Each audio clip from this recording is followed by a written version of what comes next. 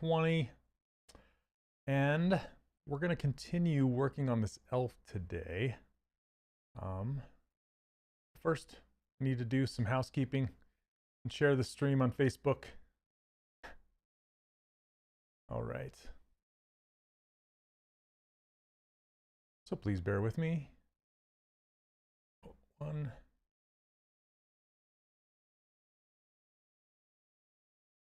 And share to a page. All right. Hey, Afori, how you doing?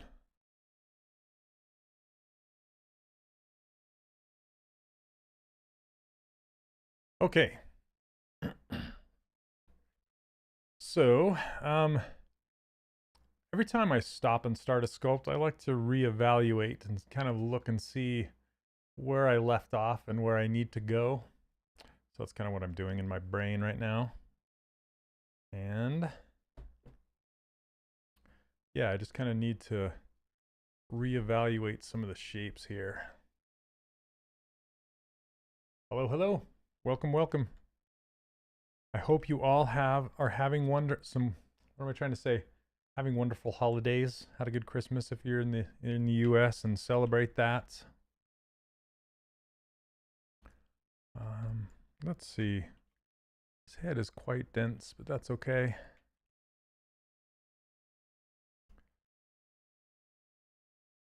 All right. I was thinking about putting making his eyelashes, or an outline at least, go all the way around his eyes and adding a little bit more.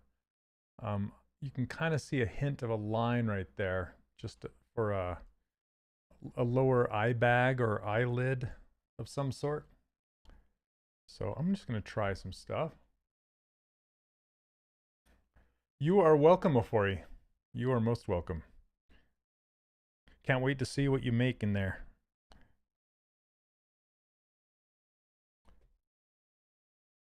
Okay. So I do have this eyelash already, or eyelids. Come on, just select. Why aren't you selecting? It doesn't want to select. There we go. So I have two. I have an eyelid and an eyelash. But I kind of want this to go all the way around. So I'm going to hide this one. And then draw some new stuff on there. Hey, what's up, Neil? Thank you, sir. Always appreciated.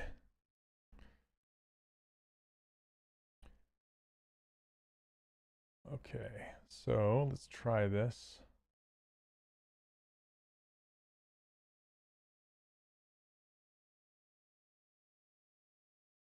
I'm going to try just, I don't really do this very often, where I make it go all the way around, but I kind of want to try it just to see.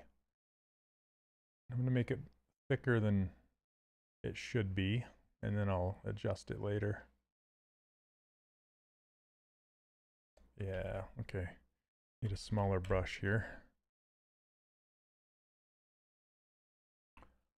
If you get too close, the lines will snap to each other. So I start with them kind of further away, and hopefully they won't snap. There we go.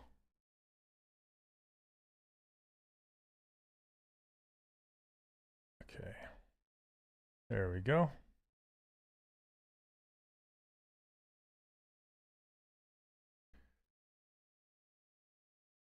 Thanks. Thanks so much. I don't know how to say your name. Kutab? Is that how you say your name? Thank you so much.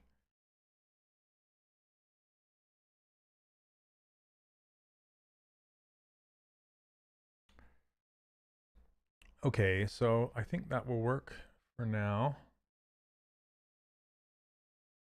Yeah, we'll try that.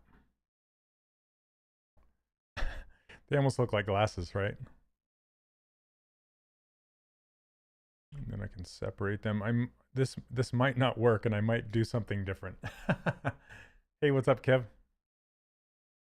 I may just try some. That's weird that it's still stuck around. Oh, there it goes. Refresh. Okay, so one thing I was just talking to my good friend Steve James about this yesterday. Yesterday, maybe the day before.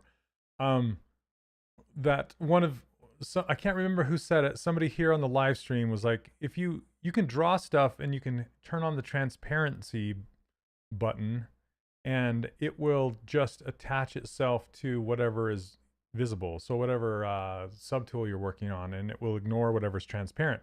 So now, after having drawn these circles, I'm thinking maybe I should have snapped these right to the eyeball rather than the skin around the eyeball. So, um, say my name. I said Kutab. Is that how you say it? That's how I would say it in English, I guess.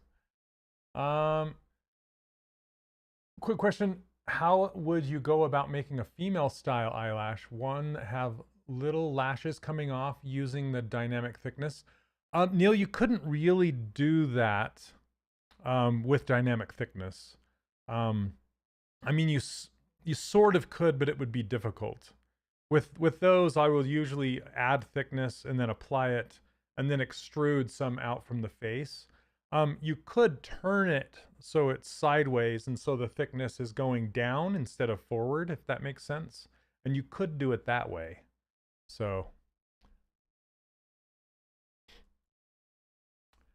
having some problems with bake high and low in ZBrush export to Substance Painter. Mohammed, I usually don't. I usually don't bake inside of ZBrush, so I can't really help you there. Um, I actually bake my stuff inside of Substance Painter. So uh, you can bring your high resolution and your low resolution in there and bake it over there. That's what I would recommend.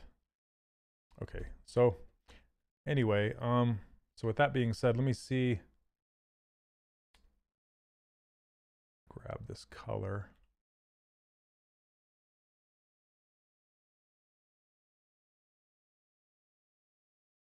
You've been trying to do it with dynamic and it's just been a mess. Yeah, because you have to think about it's just a single-sided surface, right? So basically you could do just a single-sided surface, just a line, like I've done with this one, right? So it's just a simple version of this, but basically you would raise it up. So yeah, and like I said, instead of adding the thickness forward, you could add it so it's down. I'd have to do it to show you. Hopefully you can understand that. But yeah, a little different. Okay, so let me hide these. Hide these. There we go. And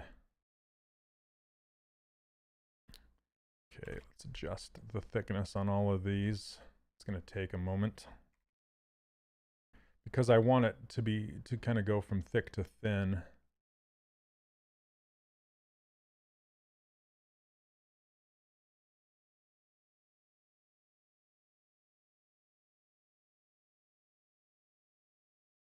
I should probably turn on thickness, get rid of my creases.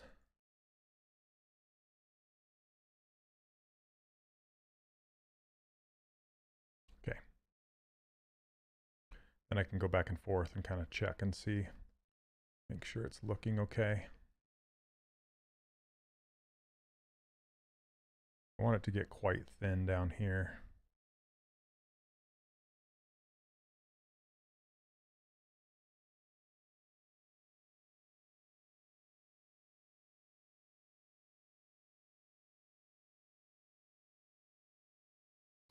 Okay. Did you all have a good holiday if you're celebrating? We did. We kind of celebrated a week early here because I had my grandson in town. He was here. So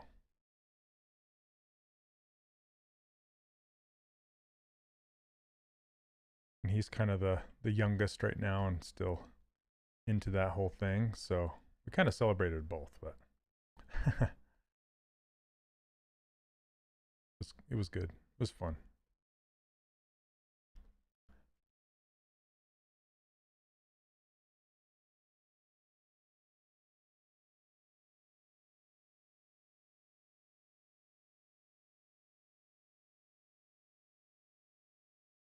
do retopology and top again. Back to ZBrush.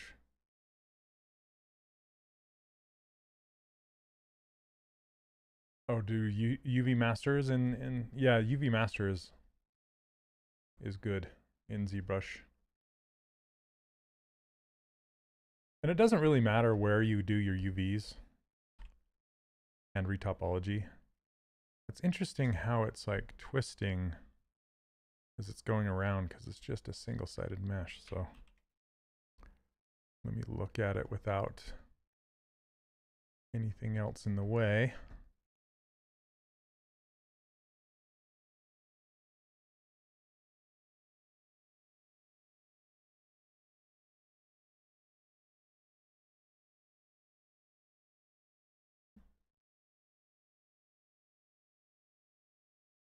You want to look at it from all sides. I can turn double on too, just to kind of see what it's doing.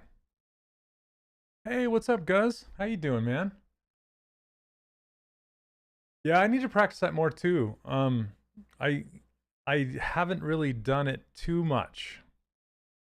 And I think it's because I'm so used to doing it my own way in my own places, you know. So I'm not used to having the opportunity to do it in ZBrush, so I haven't practiced it enough.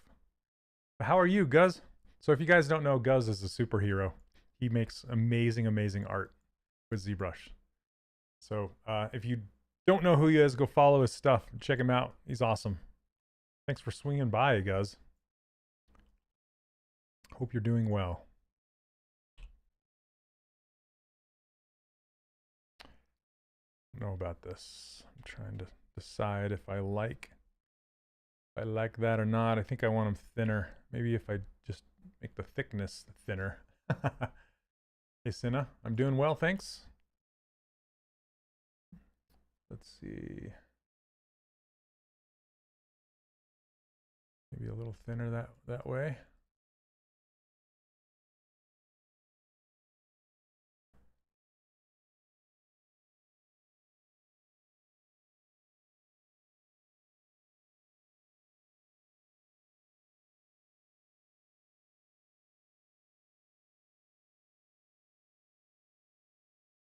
Yeah, I don't know. That's not too bad. It's looking more like the concept this way, I think. Could be rounder eyes, though. Now that I have those in place.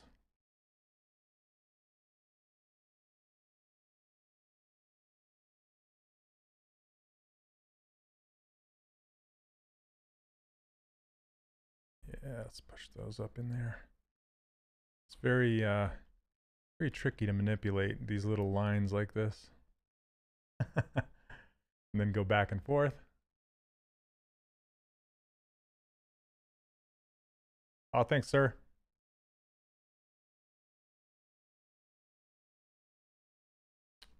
All right. Okay, let's build this up like I was talking about earlier. Yep, this is ZBrush. This brush is super subtle. It's based on a brush by SK. SK is another sculptor on here, on this ZBrush channel. You know, I think I need to be a little heavier with maybe the cloth brush. Oh, that's why it's not working. Got to turn spotlight projection off. I'm like, why isn't that doing anything? It's not that subtle. Hey, Andre, how you doing? How did your stream go? So Andre's another streamer. He just barely started streaming on the Pixologic channel.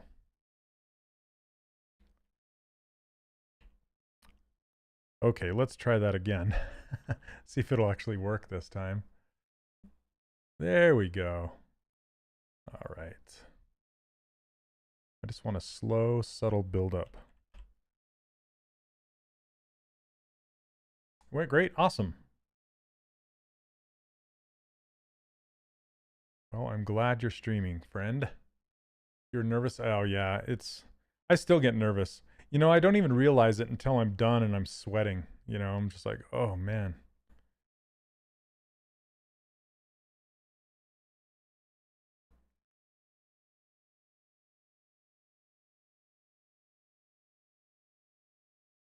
So are you going to start doing it regularly?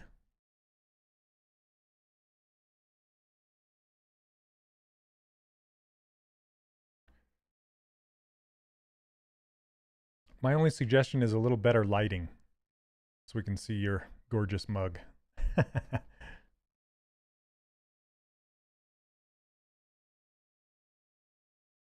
we go. I'm liking that. Let's get his little tooth in there.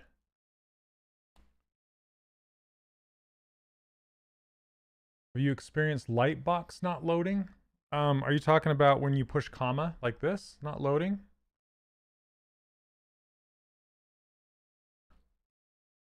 I want to do it every week. Awesome. Oh, and you're getting a desk light. Okay. Yeah, I'm not sure.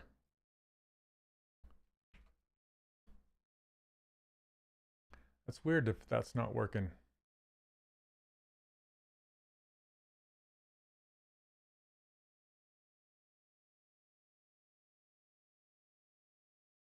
Oh, I forgot. Kyle's like, oh, I didn't think you were streaming. I guess I was going to take today off, but I decided to stream anyway. Sorry, Kyle. I'm streaming. Might as well. Might as well.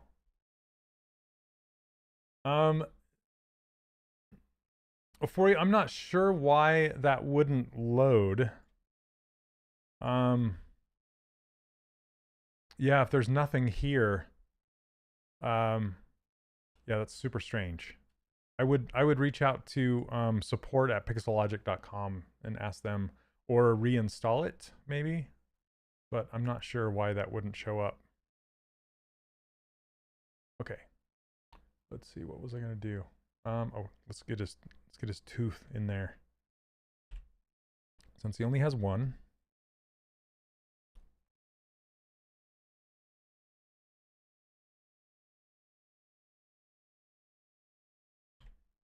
And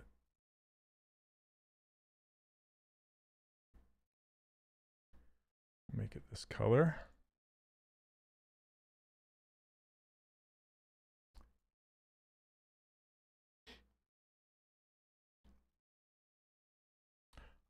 Could it, oh, that's true, Kat. So, which tab do you have selected up here?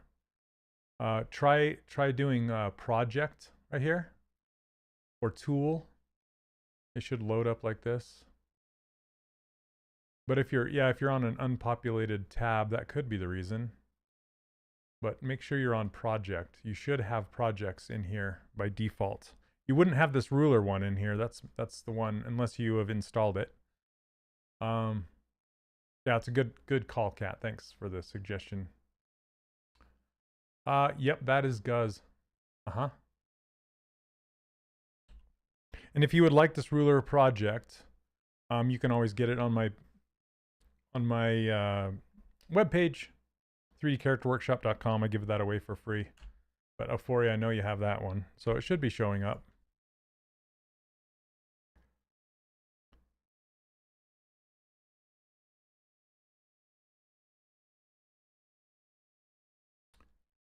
Or if it's scrolled over really far. Oh yeah, that's true too. Okay, I'm going to solo this. And whoops. Get rid of these creases. Now, I'm kind of spoiled with the thickness that comes with dynamic subdivisions.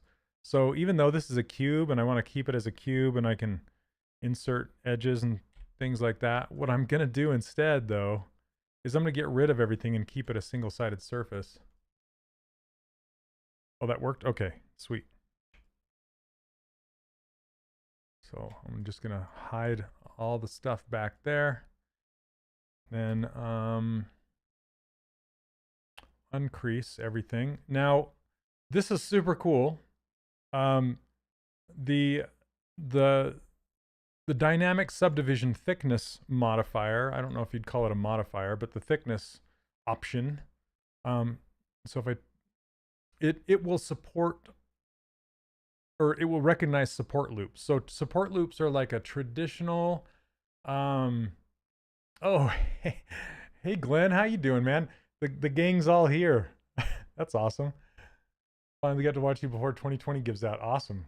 Well, I'm glad you could swing by, sir. Thank you so much. So I'm a huge fan of Glenn, by the way. Southern Graphics. He's yeah, super great sculptor. So if you haven't heard of Glenn, go check him out. Got to give a shout out to all the peeps. That's awesome. Okay, so what I was going to say is I can use this Z modeler and use an insert edge like this, and I can put it kind of close to the edge. Do it again on this side. Just kind of like traditional box modeling, how you could do this, insert support edges, support loops. And I'm going to put this one pretty close to the top. Now if I add dynamic thickness, actually need to crank the thickness up. And then I'm going to turn on post subdiv. And see, now I have nice beveled edges. So this is an easy way to get beveled edges when I'm just using the dynamic subdiv modifier, whatever you want to call that, right? Right over here, dynamic with thickness. So what I'm really editing is this single-sided plane with some support loops. And then when I add the modifier, the dynamic subdivisions, then it gives me these nice bevels. Super cool trick that I've been using a lot lately. Yay, Glenn. Awesome.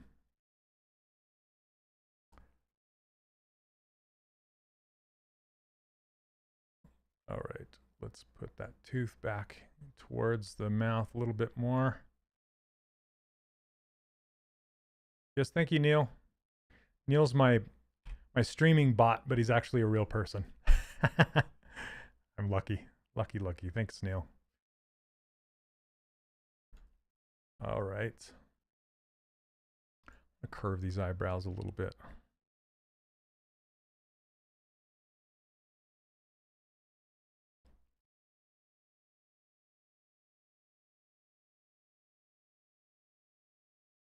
All right, and then we'll make these glasses next. After I get a little drinky drink. Ugh.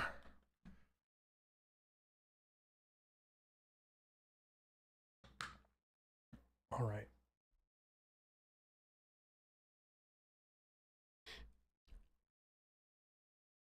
It's funny how he's got these little stringy hairs in front of his ears. I'm gonna try and keep that, and then these little stringy hairs popping out from the front right there. I'm trying to decide if I want to do those fiber mesh or not. We'll see. When it comes to it. All right, let's get those glasses in there first. I'm gonna use my cylinder insert multi-mesh brush. Let's reset this.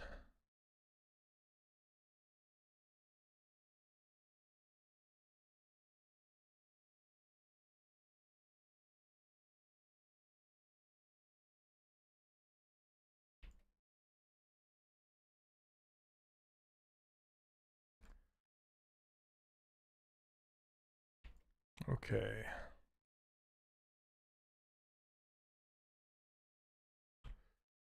And we'll split this into its own, and let's save it just in case.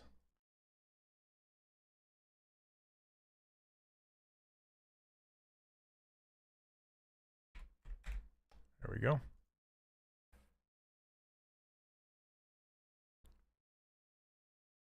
Excuse me. Okay, so with these glasses, I want to do the same thing that I just did with this tooth. And I just want to make it a single-sided surface so I can add some thickness. And it already does have thickness, but it's a little bit more difficult to edit. And I want to bring, like I'm trying to make these the rims, the brims, whatever you want to call them. And I can use these as the lenses, right? So in order to make the wires go around, I'm going to duplicate this. Okay. And I can use these edges, but they're all in the same poly group. So I can hit this groups by normals, and it's going to put anything past 45 degrees into its own polygroup. But you'll notice it's not symmetrical, so I can just go mirror and weld and it'll make it symmetrical. And now what I want to keep is the light green and delete the rest. So let me hide this. Okay, and hide the interior. I can turn on double so I can make sure that these rings are what I have. Okay, and then delete hidden. Now, so I can do thickness one of two ways. I can do thickness like this, because it automatically added thickness. Or, and that's completely fine. I could do that. Or I could add thickness from the back to the front. Kind of like I was explaining to you, Neil. So this is kind of how I would do those eyelashes that you were talking about. Do the thickness in this direction rather than front to back. But I want to do it front to back. So because I want that thickness to be consistent, but I want the thickness to go from kind of thick to thin around the edges here. So to do that, I can just go to my Z modeler brush and do extrude and polygroup all. That will kind of give me rims like this. But like I said, I want to dynamically generate the thickness. So I'll keep everything, or I'll delete everything except for this this blue right here. So let's go to select lasso. And just isolate that. Delete the rest. I know it's kind of a roundabout way of doing this whole thing. And now I can add thickness to this way. So now it's going from back to front. And the reason I can do that now is, or the reason I wanted to do that is so I can, like I said, adjust things from forward to, like I can make it, I want to make it a little bit oval this way. And I want to kind of curve it more along the face like this. I don't want it to be colliding with his nose. A lot smaller.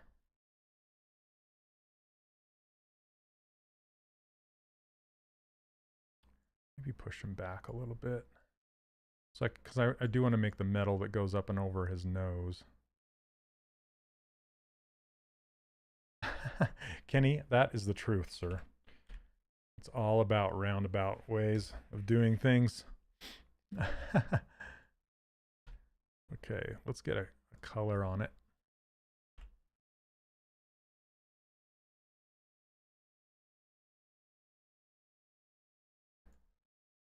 Okay, and we can now grab our lenses and kind of do the same thing. Just kind of move them into place.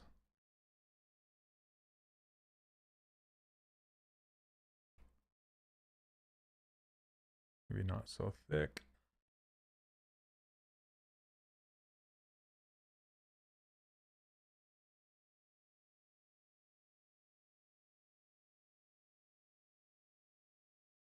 Something like this.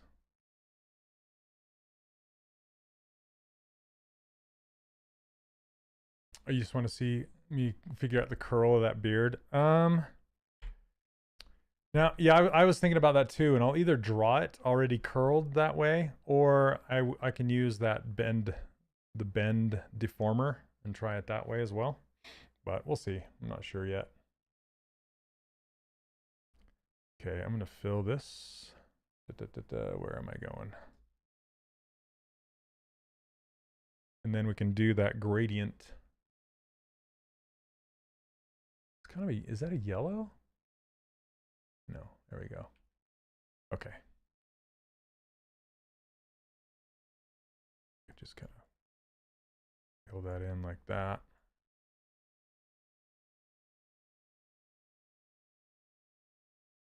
Shadowbox, I'm not a huge fan of Shadowbox. It's okay, but it gives me kind of, the geometry that it gives is kind of difficult to edit, in my opinion. I like it, but I don't really use it too much. Okay, now for these, again, I want to do the thickness, you know, dynamic thickness. So let's do group by normals, mirror and weld, isolate the front, delete the rest, and there's our thickness. All right. Kind of edit this a little bit to get it even out in there a little better. And to give it kind of a rounded surface, well, it looks like it's a little too thick, but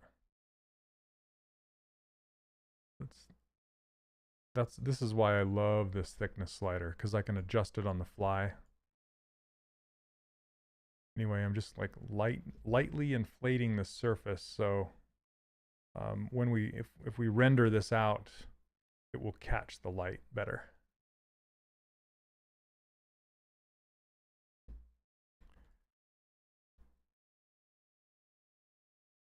Okay. I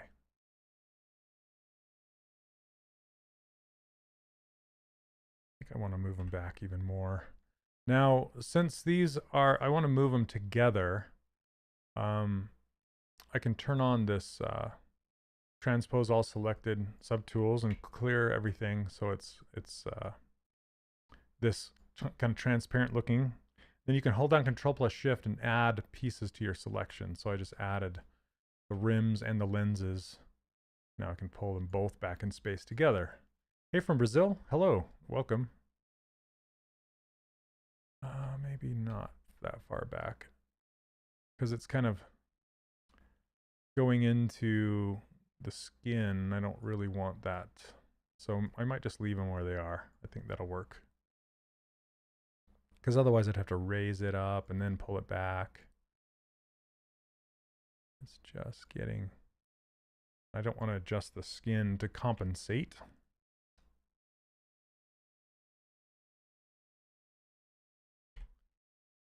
You've just been watching you talking about doing gradient on the sirloin videos. Nice. Nice. Yep. Gradients add a ton. They really do. Like, for example, with this nose, just to make it look a little bit better. Whoops. Let's, where are those lenses? There they are. What is with this polysphere? It looks like I have a random polysphere just hanging out in there. Okay. So, like with this nose, I could grab this color and the airbrush, the soft brush, and just take it down to, and just paint some ambient occlusion in there. And then it just all of a sudden looks a little better.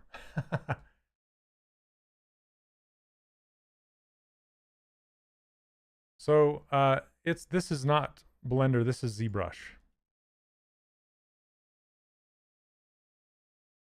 Okay, this is Pixologic's Twitch and YouTube and Facebook channels. And it's Pixologic, they are the makers of ZBrush. Okay, so let's make, grab this lens here, and we can insert a cube. Yep, no worries. Okay, that's not what I want to do. I want to reset this and then snap it in to place. There we go.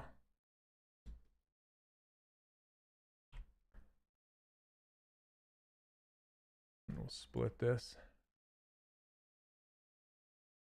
How might one make a stylized character that's ready for animation? So there's a few, basically you make your high resolution character first, which is what I'm doing. And then you take it to, you can either do it in ZBrush or somewhere else, but you have to do retopology, which is rebuild the surface topology to make it ready for animation, deformation ready, essentially. And then you do UVs. If it's for a video game, you do UVs. And then You can bake maps. There's a lot to it. But if you're doing it for film, then you use UVs, but use something called UDIMs and displacement maps instead of normal maps is what you usually use for games. There's a lot. It's a really big question.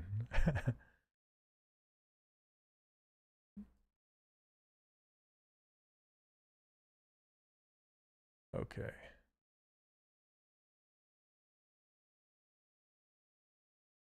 Now, again, I just want to get rid of everything that's not this front face, and then we'll give it thickness, same way.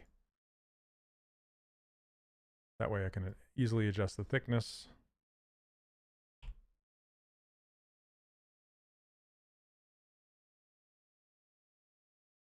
There we go.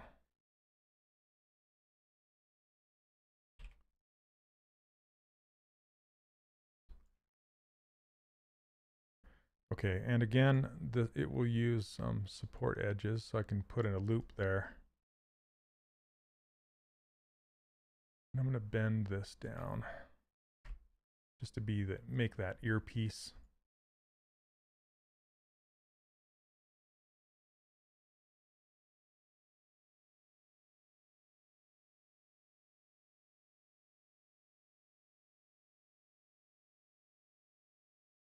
When doing a character's mouth, you sculpt it closed, then just open it by using mass and moving it. No, usually I will just push it in.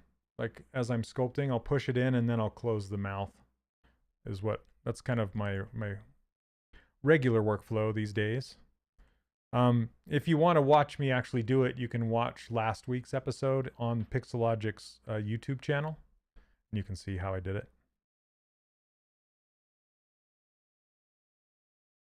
Okay. Let's see.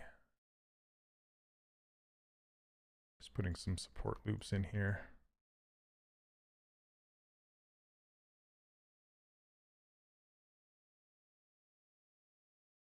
Okay.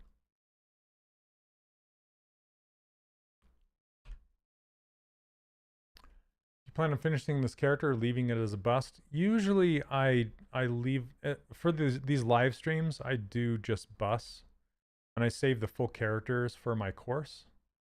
I mean, I have done a few full characters on here a while ago, but yeah, that's typically what I like to do.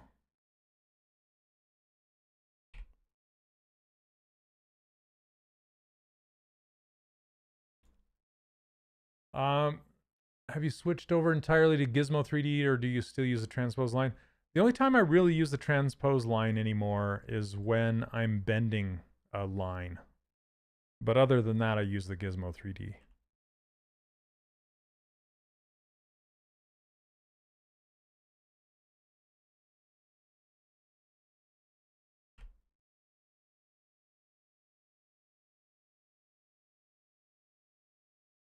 Let's see here.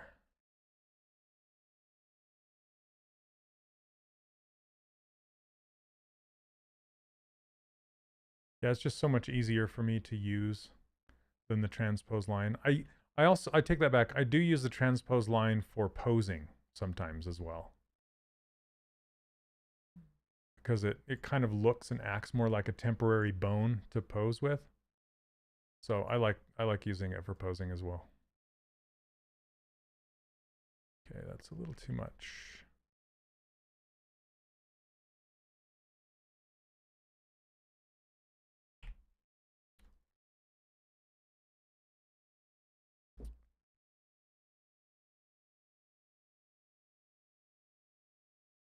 Just trying to sneak this down just enough where I can get the glasses to actually kind of be functional and not interpenetrate that ear.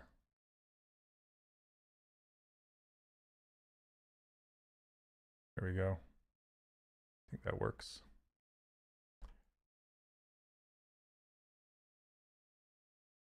I'm not sure if I'll even add that middle wire. Because I think it would just distract from the design. So I think I'm just going to leave it as is right there.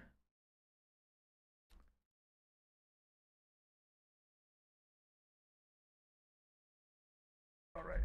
Ugh.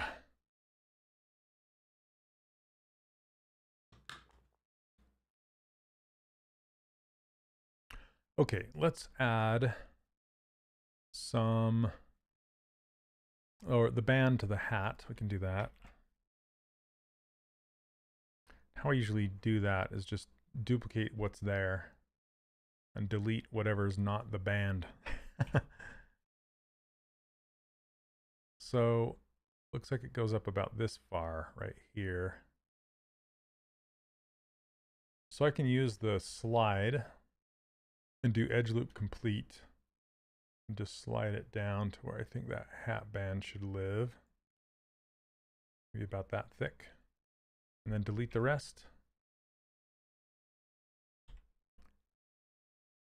And the bottom too.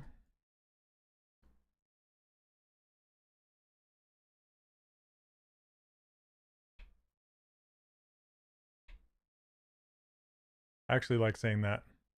Like, delete whatever's not the thing that you want. I don't know why it's...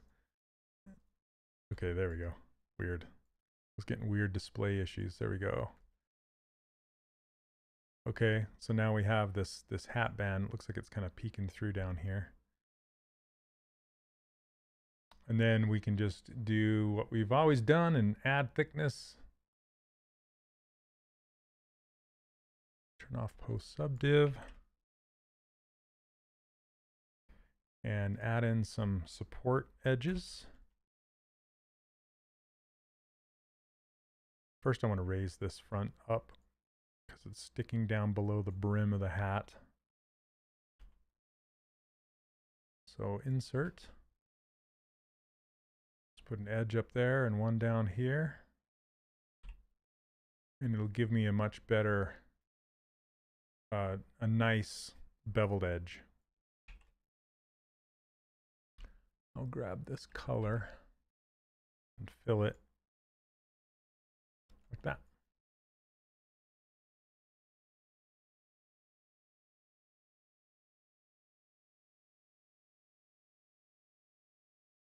And I think we could use a little more thickness. This is why I love the thickness. Like if I were to extrude this, I would have to go in there and, like, you know, figure out how to add thickness without scaling, because usually moving along the surface normals will scale it weird.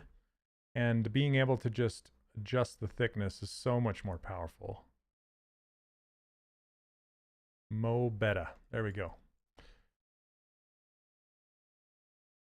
Scooch it up. Yep, I gotta scooch this up. Scooch is a word, right?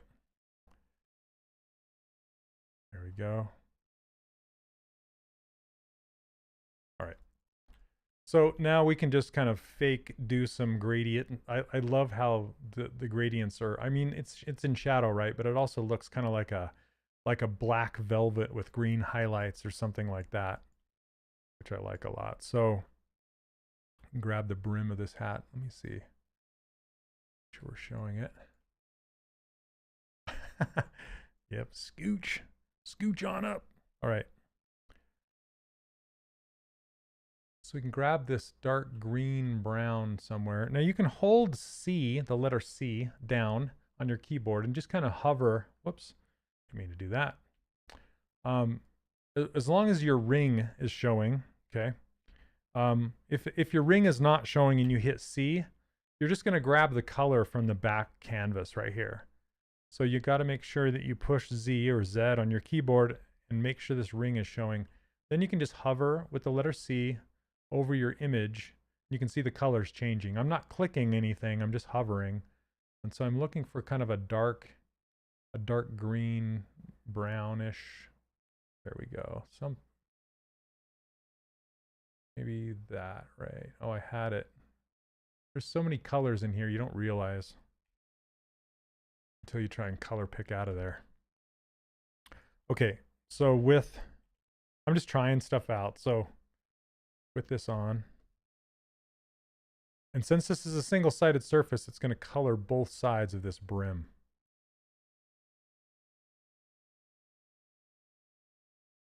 Hey, Kason.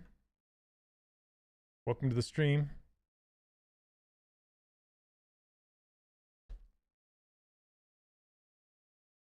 All right. So yeah, that dark brim like that. And then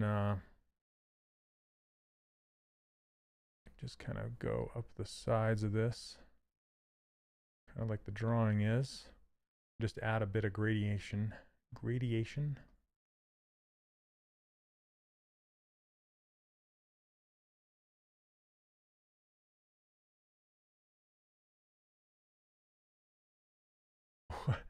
Hey, Scraws in the walls, is that how you say it? Welcome to the stream, thanks. Doing my thing.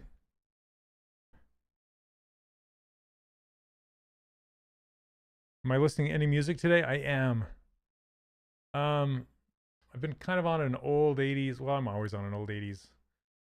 Like, I don't know. I like to listen to, back in the 80s, it was called New Wave. It's like old wave now.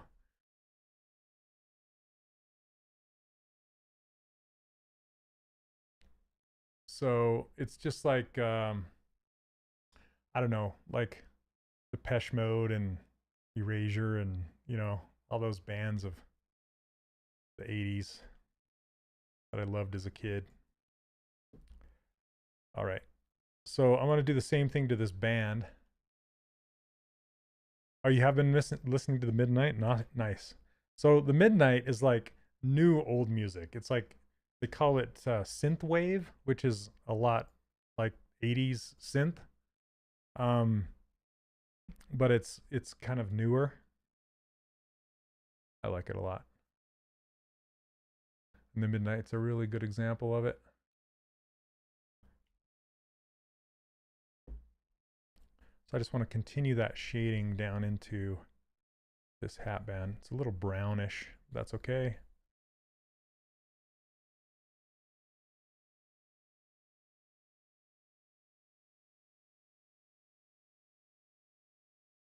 I'm discovering a lot more bands that are kind of like the Midnight. So in Spotify, you can choose a band and then you can say, listen to this band's radio. And if you do, it's kind of like Pinterest. You'll get this discovery system happening where you'll discover bands that are a lot like that band and discover songs that you like and some that you don't. And so I'll just add the ones that I like and make a new radio out of that and just kind of grow it from there. It's pretty cool.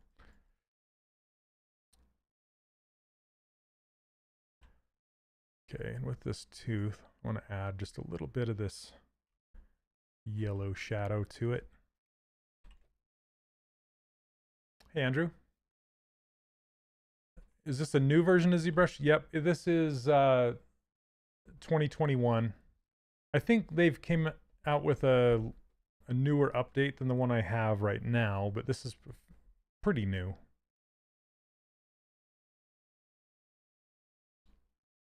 Okay, that's good.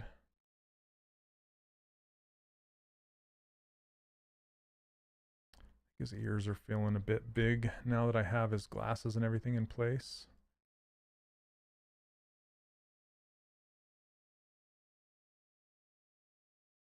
There we go. 2021.5, thank you. It looks like it's blocked from my little bar up there. You can't see it. Nice. That's a good one. Okay, so it's kind of I'm trying to decide if, like I said, if I want to do the hair with geometry or do it with fiber mesh or just what. Usually I like to do fiber mesh, or I like to do geometry in case I ever want to 3D print this. So that's the only reason I would kind of use geometry. And you can make fiber mesh into geometry. It just takes a little bit more effort and experimenting.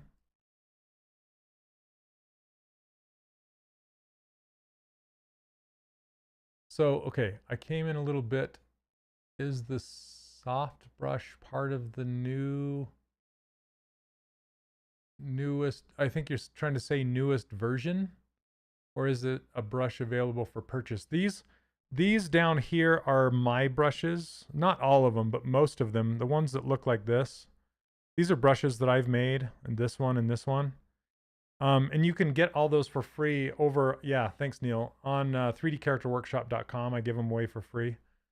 So just really quickly, I'll show you where to go to get those. So if you go to 3dcharacterworkshop.com, this is my website. And I do teach an online workshop if you're interested if you're interested in it, you can click here to learn more about it. And you can just scroll down here and there's the brushes right there. So you can just fill in your name and email, and that's, you get on my newsletter, but I don't really send out much email because I'm not a spam fan. So I just tell you when occasionally, yeah, when I'm doing stuff. So, all right. Well, thank you so much. I'm glad you like them. Okay, so yeah, let's keep working on that.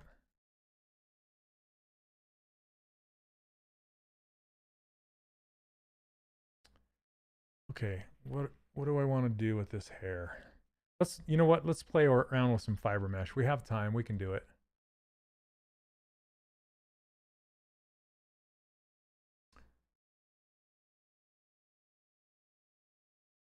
Hey, what's up, Ghost? It's been a while. Yeah, spam. Not a huge fan of the spam, but my goals for 2021, if any of you guys are interested, I shouldn't say this. I always regret it, but what I would love to do is start putting out videos on my YouTube channel. And if I do that, then I'll send out email whenever I post a new video. So that's kind of the idea for 2021, but we'll see. No promises. Okay, so let's do these little hairs up front first. Hey there, Quicksilver, how you doing? Okay, so to start messing with fiber mesh, I'm just going to put a little dot right there on his head. Maybe long, maybe wider.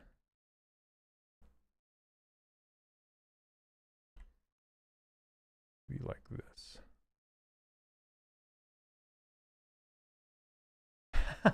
Yeah, hit that bell icon. Here's a poll for you guys. And I think I already know the answer, but for my YouTube channel, I'm like, should I grow? I have two of them. I have one that's 3D Character Workshop, and I have one that's Shane Olson. So I'm just trying to decide which one to grow. Like, if you were to do a search, would you search for my name or 3D Character Workshop? I'm pretty sure I know the answer, but I want to hear what you guys have to say. See if I'm right. Okay, so I just make a little kind of dot on his head where the hair is going to grow out. Okay, let's save this before we get going any further. Thanks, Sina.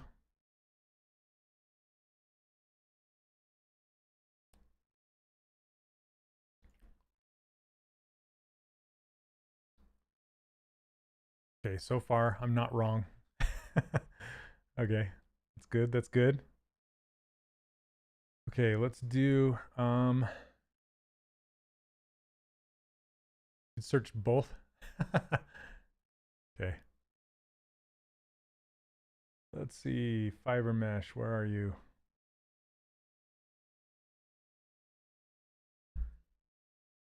Why did I click on size? Array mesh, nano mesh, fiber mesh. There we go.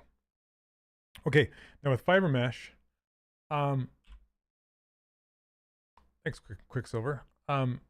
With fiber mesh, what I usually do is, you know, the default fiber mesh, if I were to just hit preview, you can see what it looks like. it just makes a whole mess. It's kind of hard to see, but kind of see it's just this big mess of hair. Um, and I can start from there and just start adjusting it. But it's funny, this hair, the default hair reminds me of those. Do you remember those magnetic? Um, they're kind of a blister thing on cardboard that's full of like metal filings, and you take a magnet and you drag those metal filings around to make hair. You know, that's what this reminds me of. Is like, yep.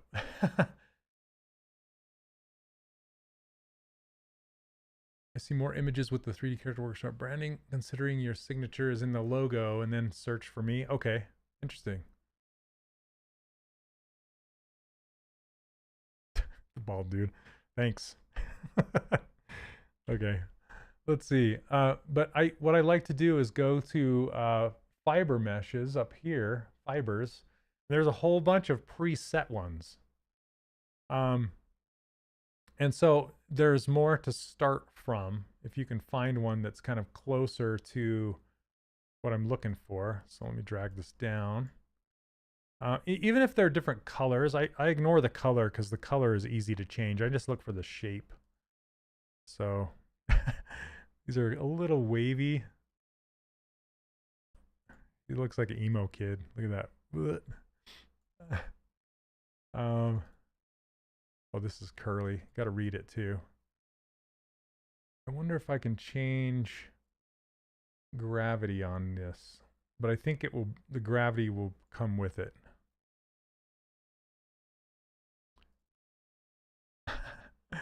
Look at that. It's crazy. Crazier. All right. I think, well, maybe, oh, this tall weeds one, but that's kind of, I don't want it to hang that way. Sure, wavy. This is wavy. I keep going back to this one that's kind of, oh, maybe this one. Nope. Oh, goodness. It's like, boosh.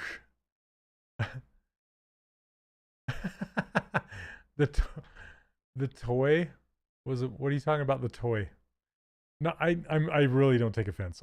I'm as bald as they come. So, but I've embraced it. I'm that guy. So whatever. It doesn't bug me.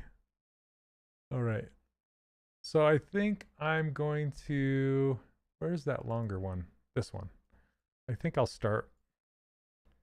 Maybe I'll start with this one. I don't know. Let's see what happens. Gravity. I love playing with fiber mesh because it makes me laugh. Oh, the magnetic toy. Got you. What are you thinking about posting on your channel? Funny you ask. I've been kind of working on a list of potential ideas, and let me know if you guys think any of these are interesting. Okay, so here's the idea. I want to post motivational stuff, kind of tips and tricks, little short videos on how to do specific things, and then some tech stuff. So, like I said, how to do specific things, very technical, and then keep the art stuff in the course, right? So like reviews of your characters, all that kind of stuff would remain inside the course. And then I would kind of start to pull out some of the tech stuff. And then some more high level generic industry type videos like how to stay motivated, what to put in your portfolio, how to get freelance work, where to look for full-time work. Should you go to conferences or not? Should you focus on realistic or stylized? How much should you charge for freelance work? I don't know what happened with that. All of a sudden, this just went away. Okay. I like leaving his hair. It changes his whole character. And then how do you customize your own ZBrush user interface? How to make your own brushes. How to make your own insert multi-mesh brushes. That kind of stuff. That's like the technical stuff. Like, and then like differences between Dynamesh and Sculptris Pro, Z Remesher versus Retopology, when to use it and why, that kind of stuff. Z spheres, making eyebrows, all sorts of things.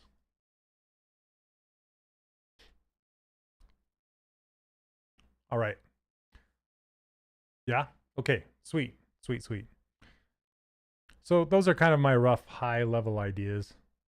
Okay, let's turn these max fibers way down. This is still quite kinky. I don't want it that kinky here. You can also turn so the coverage is the thickness of the hairs. Okay, let me change the color so you can actually see it. All right. We'll make it white just so you can see it better. Thanks, Jack. I've always wondered how to make custom interface and brushes. Awesome, sweet. And how to download mine, install it, and then edit it to your, and how to make custom menus like the one here. So I made this custom menu because I don't like digging all the way down into this tool menu because it's really, really long once you get a bunch of these open. So I just wanted to pull out my favorite stuff and stick it on my own custom menu. And the custom menu is really easy to make if you know how to make it, right? So that's the if part. And that's where my video would come in, is teaching you how to make a custom menu. So, okay. Now there's this profile, and the profile is the number of sides that these fibers give you. So right now it's 1, which is essentially a single-sided surface, but I could do a 2 and it's going to give me a warning. A 3 will make a triangle. So see, all of a sudden it's a lot thicker, but each hair is shaped like a triangle. And then a 4 would make a cube. So each of these hairs is actually a cube. You can see that. Pretty crazy. Do I cover rigging and posing? I do cover posing. I do not cover rigging yet. So I was a rigger in a past life. So I do know how to rig, specifically in 3D Studio Max and Maya, but I'm learning other software. And I'm thinking about doing some rigging classes. But right now I'm also trying to figure out what to do with, like if I wanted to segment my course into smaller bits. I'm also toying with that without making my current students angry. Because right now I have one course, and it's one course to rule them all. It's like the ring from Lord of the Rings, right? So it's like everything's in there. I just wanted, because I wanted it to be simple and low maintenance for me to handle, because it's just me. So that's why I just jammed everything in there, and I just sell one thing and it's all in there. But I'm thinking I need to kind of diversify and break it up a little bit, but we'll see. I don't know yet. I'm still trying to figure that out. Okay, okay, there we go. Now I got to figure out where this kink is. Get rid of it.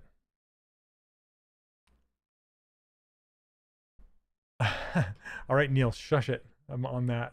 But yes, that's part of it. Okay. Oh, coverage, scale the tip. Where is it? There's clumps.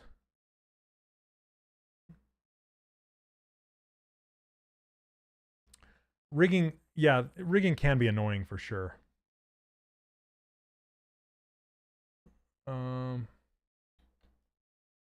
Well, that's the width coverage.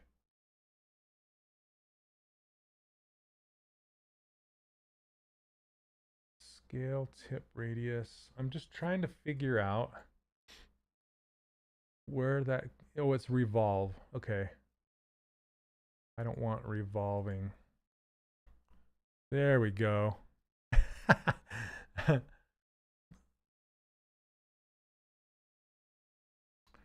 Yeah, it is for sure. I mean, and I was also an animator for 5 years of my career. I was in games for, well, it's about 22 years now.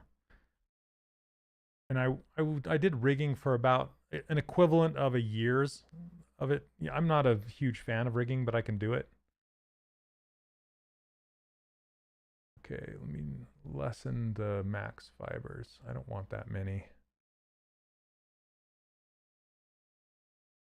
Okay, a little bit more than that.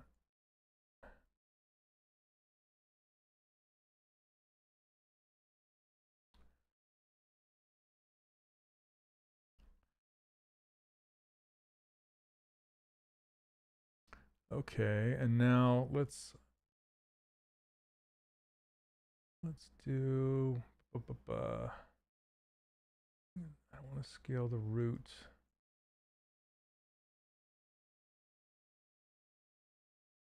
Okay, and then segments are how many times it's divided going down the length of the thing. So I can, if I turn up the segments, it's going to add so it's not so polygonal looking. And yes, it's clipping through the hat, and that's fine.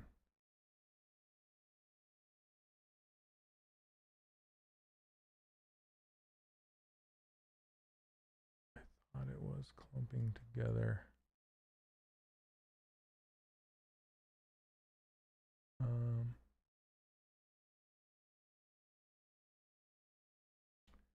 Evolve, scale, root. Sorry, I'm just kind of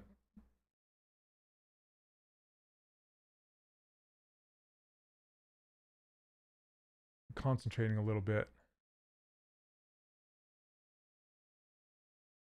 Animation is what I'm trying to get into. Do you have to have the degree to get a job in the studio? I've done 2 years of school, but I just haven't finished. No.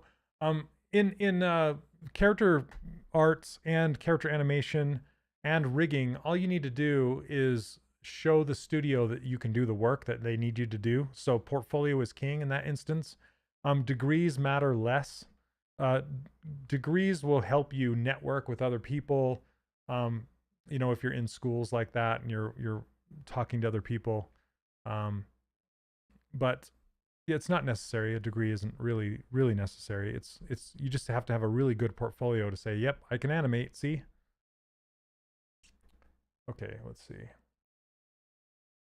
Whoops, I didn't mean to do that.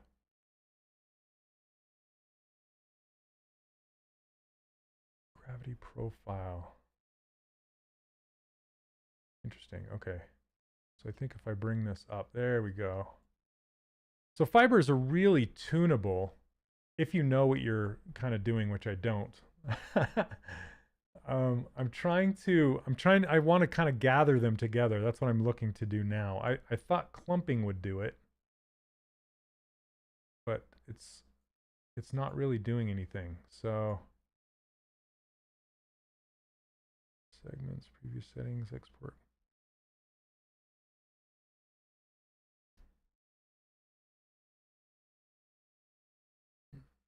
Okay, well, I think I'm just going to keep them as they are right now. I think that'll work. I kind of want to splay them out left and right as well, but I don't know how to do that either.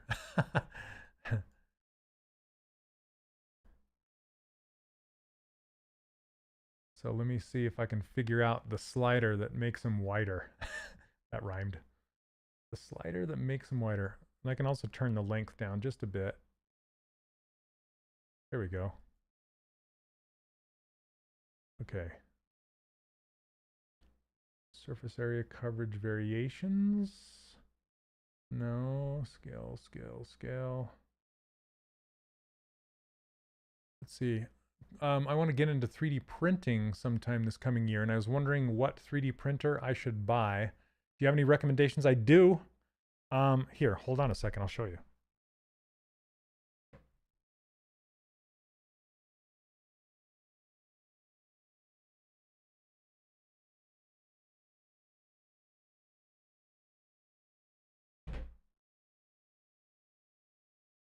So I would get one of these things. It's a any cubic. Let's see. This thing. I haven't used it yet. It still has the packing stuff inside of it. But this is an Anycubic resin printer. It's like one of the cheapest resin printers you can get for the money.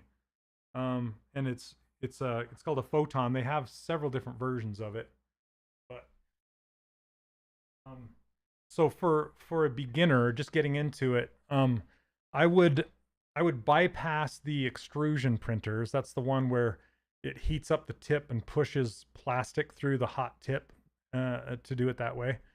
I can't remember what it's called. Um, but yeah, it's a good size. The only problem is the resin kind of stinks. So FDM thinks. So the resin's a little more. You just make sure you're in a well vented area, and you'll be just fine. But yeah, I think you can get those for around $200 or something like that. Um, and then the yeah, and then it just works really well. And these back here that you see, these were printed on a Form 2 for the most part. The mouse was printed on a Form 3, but everything else was on a Form 2. And the quality that comes out of the Anycubic is really close, but the print volume is much smaller. So that's kind of what you're giving up. So yeah, you can ask a question about the workshop for sure. Yeah, the smell will go away as the resin hardens. So, resin is very susceptible to UV light. That's what cures it, and that's what it's basically. It, every single layer gets a flash of light or laser that is has UVs in it that will cure it. So as it cures, that's it won't stink anymore. But the liquid itself, and as it's curing, it stinks. But when it's all done, it doesn't smell at all. It's hardened.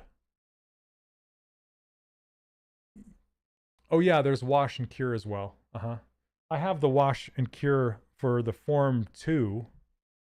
Well, from Form Labs. It's not really for the Form 2. It works with Form 3 as well, but it's actually sitting right here. It's like, and that they're about as big as that printer. See this? This is the wash station where you actually put your stuff inside, and the cure station is just as the same size.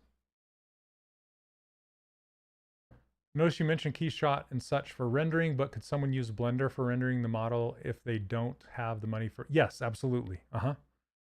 Yep. So I've actually been I do a Q&A for my students every other Friday, Saturday-ish, and during my Q&A, I did a demo on how to push your ZBrush models over to Blender to render them out in cycles. Okay, I think I'm just gonna say I like this and be done with it. Because I do like it. So I think this is close enough. This is as close as we're gonna get. Okay. So let's do accept. And when I hit accept, it's gonna make a new subtool. And now I can, since I have very few of these, I can kind of spread them out by hand and clean them up a little bit. So I'm going to do an auto groups, which is going to put each one of them in their own group. And you can see how this kind of built them. It's made them into cubes, these little cubes. And it has this one little tiny hair here. We can get rid of that guy. Let's go over to select rectangle. And now I can just select a few of these and just kind of like bend them out a little bit. Maybe closer to the head like this. Whoop.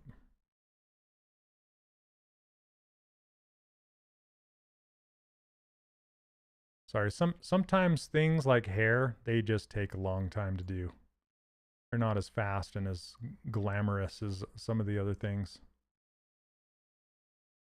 And people are like, why can't I just get this done fast? Well, Sometimes things are fast, sometimes like retopology and UV is not fast. So you just have to have some patience and just kind of work your way through it.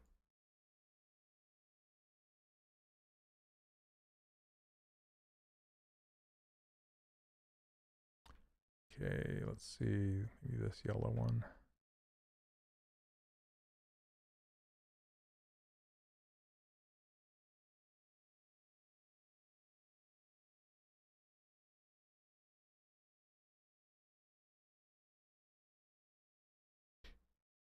Yeah, no worries, HD, for sure.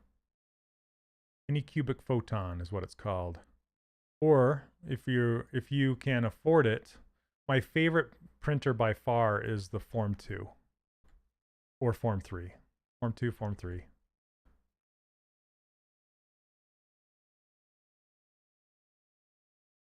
Yeah, they're by far my favorite. Okay, let's see. I need to.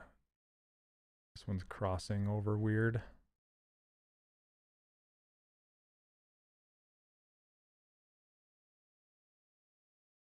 And then I don't know if I'm liking these being clear out there that big.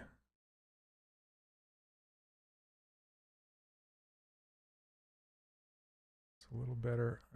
And see this hole right here? Maybe I need to put this one in that area over here.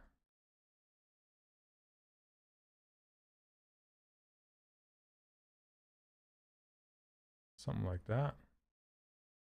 Sure, that works. Are there any companies you can send a model to have it printed? Yeah, that's a thing. Shapeways does that. And I just barely put a dynamic subdivisions on these hairs, so that'll make them even softer and have a pointier tip on them.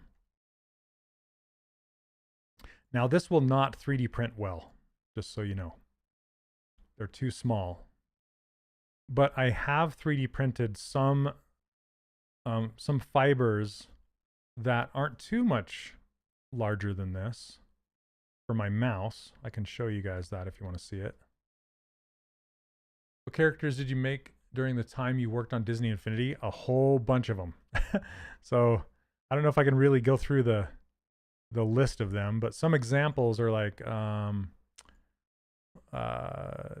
Ant-Man, Olaf, Anakin.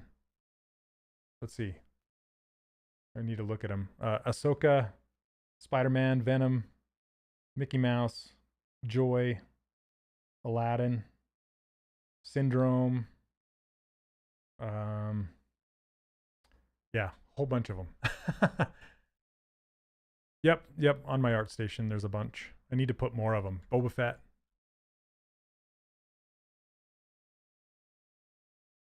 McBobbies. Oh, nice. You do?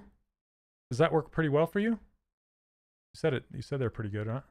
So do you have them print in like any of the metals by chance? And how does that work? If you do, just super curious. Put this down here.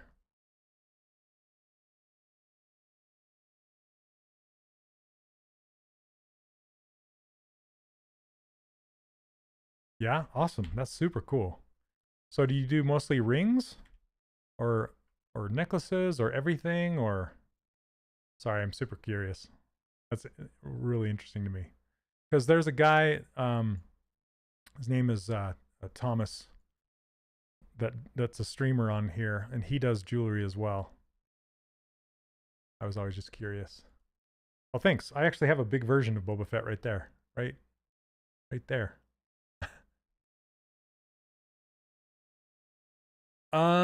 Does the resin get chunky when it gets old? I haven't ran into that yet, Jack. It's been so far so good. But I can easily see it doing that. I just haven't seen it get chunky yet.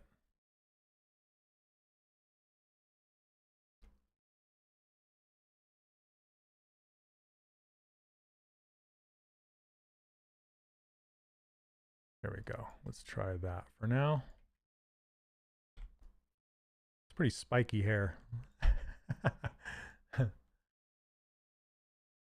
Oh, I haven't done rings because you don't know how to size them properly. Interesting. Okay.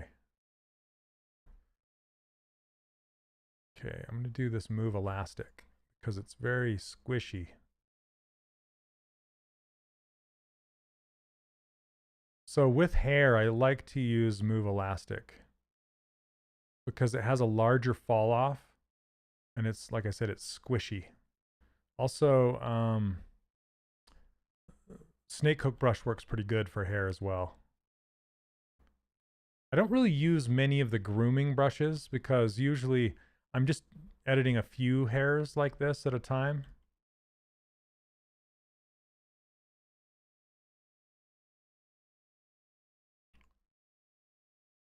Oh, thanks, HD.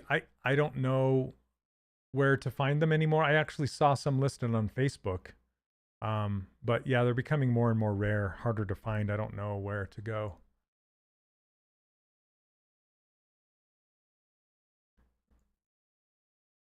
There are ways to force ZBrush to print sizes accurately. Yep. And so I can actually tell you how I do it if you want to know. And it's using my ruler. So this ruler right here, I made a ruler that's very similar to that ruler when we were working on Disney Infinity. And basically how ZBrush works is if you go to the print, this 3D print station right here, the 3D print hub, basically you can either set whatever height that you want your character to be, right? That's usually what most people will do. But to me, that's not very accurate. I mean, it's accurate as far as how tall you want the character, but we had to have a base, right? So the base on the character was this ring, and that ring was a known size, and so we had to build our characters to that ring, and we had to have that ring print out exactly the same size every single time. So what I did is I made a ruler and that base, that ring base, that were together, and then we would kind of hand it out across the character modelers, and we would all model to that base. And since that ruler was a known size, it's actually 200 millimeters tall, we could just print the entire scene at 200 millimeters, and it would print out absolutely accurate when we would do our prints, like to a micrometer. It would print out super accurate. So that's how I got around that. So if you, and like, I give that ruler away if you want to have it. It's over on 3dcharacterworkshop.com. You can grab it. But if you were to like guess how tall he was from his head to the base, you would probably shrink the ring either, or grow it, because you didn't know exactly the size that he should print at. But like I said, if you have the known size, which is the ruler, it's much easier. Okay. So let's color these hairs in.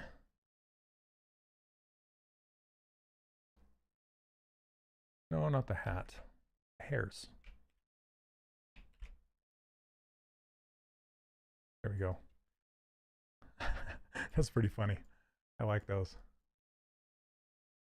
Hey, Mike, what's the best way to learn ZBrush for character creation like this? Total noob here. Well, not to shamelessly promote, but I have a full-on course that you can get called 3D Character Workshop, and it takes you from absolute beginner to intermediate/advanced. But I wouldn't recommend investing in that unless you're actually, super serious about it. So I would actually, if you're wanting to dabble, like put your toe in the water, I would go actually grab either ZBrush Core Mini, which is free, or ZBrush Core, which is, I believe today it's like around $900 or something like that. And you could play with that and see if you like sculpting. And then if you decide you're more serious, then make an investment and join us over at the 3D Character Workshop.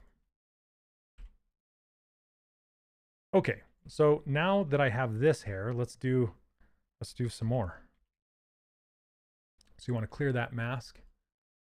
Sonic, I don't understand what you're trying to say there. Sorry about that.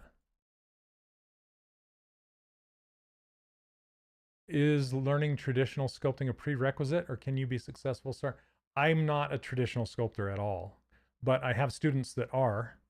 Um, so it doesn't hurt at all. So art is art, and the software is just a medium, just like you know, people saying is painting in watercolor versus oil versus drawing versus, you know, whatever it is. Your art skills will transfer. So your knowledge of anatomy will transfer. Your knowledge of composition and color and all that kind of stuff will transfer, no matter what medium you're using. So yeah, it shouldn't matter, is what I'm trying to say. Oh, okay. ZBrush Core is now 180. All right. Thanks for that. I wasn't sure.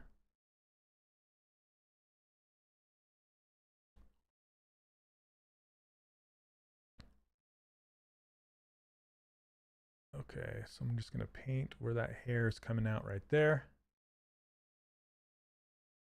Hey, what's up, Just Doodoo? No problem, Mike. Wish you luck on your journey. Okay, let's do... Check that out. How long did it take for this model? We're going on, let's see, 2 hours last week and an hour and a half this week. So 3.5 hours so far is where we're at. Okay. Let's do turn up the max fibers on this guy. He looks like Mad Hatter a little bit. It's funny. All right, let's turn up the gravity on it.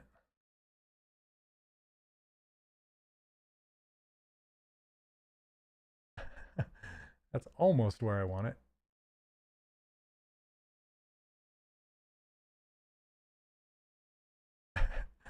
That's too funny. Okay, let's shorten it up.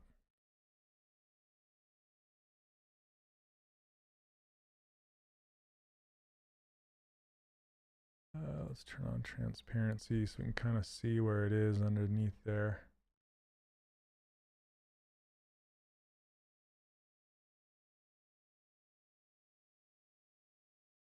Maybe right there. Okay. At a studio, how long would one be roughly expected to sculpt a full character? Depends on the character, honestly. Um, yeah, it depends on how detailed the character is. So for these Infinity characters, it would take us 3 or 4 weeks for the high res, because we'd have to go back and forth with art direction and the you know, the owners of the characters like Disney or Lucas or whoever owned them. We'd have to send that back and forth and get approvals from them. And yeah, it just depends on how detailed the textures are and all that stuff. So okay.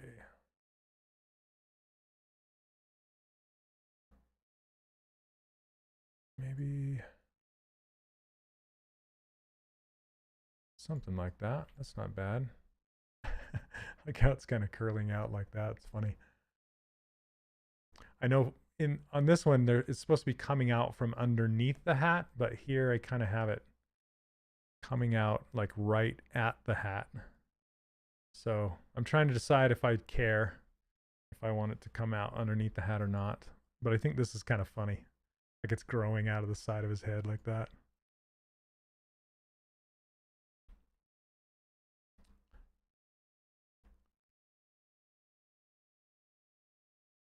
Thanks, Neil. Okay, so let's turn the gravity down just a little bit more. There we go. And then I can edit this.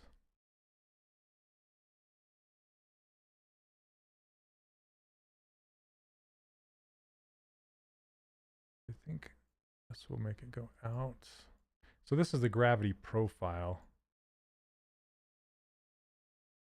Yeah, I don't want to do that. So if you ever accidentally add an extra vertex in here, to get rid of it, all you have to do is drag it off and it'll go away. Okay, I'm going to try one. Well, I think I'll just leave this and edit it. So let me accept it. And then back up to subtool.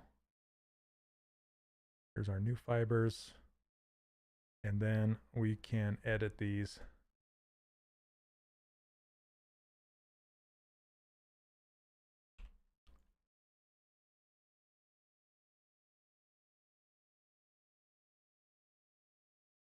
Okay. So that's interesting that they're kind of off as far as symmetry goes.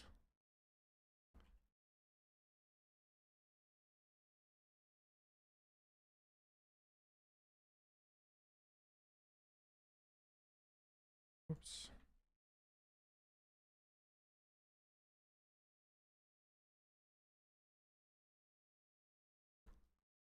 All right.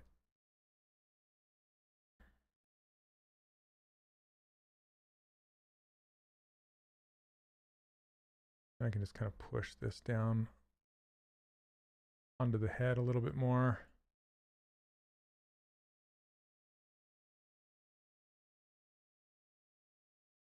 Okay. So just curious, is there any other YouTube videos that you guys would want to see from me that's not like straight up teaching? That's just more like, I want to see this specific thing, or any specific industry questions that you would have and want me to cover. I was also thinking about,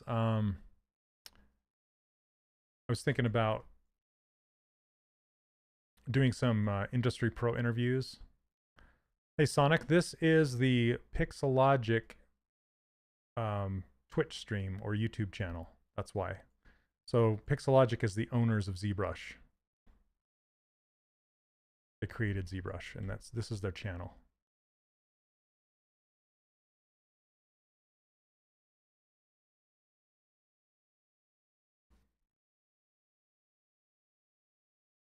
I do have industry professional interviews inside my course right now. And students like those a lot, but I might do an edited down version and make those free on YouTube if people are interested.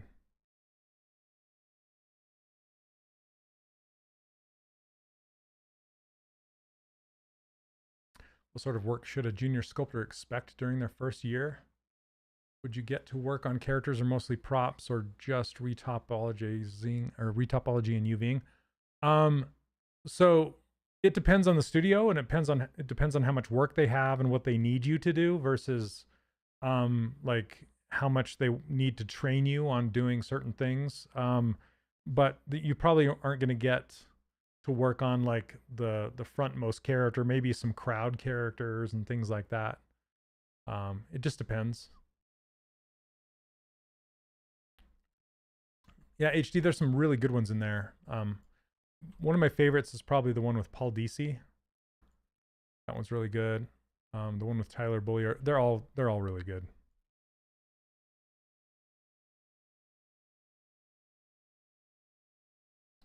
To see some introduction to environment, if you can make it available. Yeah, I'm not an environment artist just due to. I could interview one. You know, like I have a lot of environment artist friends, but I've never done it myself.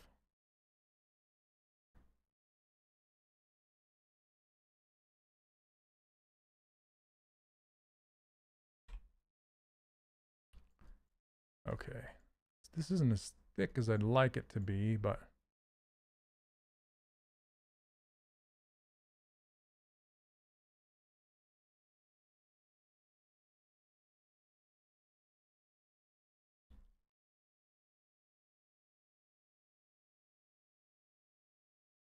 it's always fun to see artist station setups. Oh, yeah, yeah. Whoa, what is on the tips of these things? Oh, okay. It's just the subdivision things. Okay.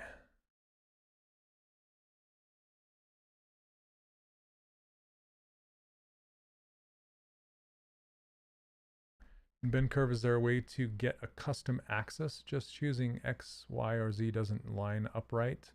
Not that I know. No, in bend curve, you have to use the little dots to drag along. It's not really based off of the Gizmo axis or anything like that.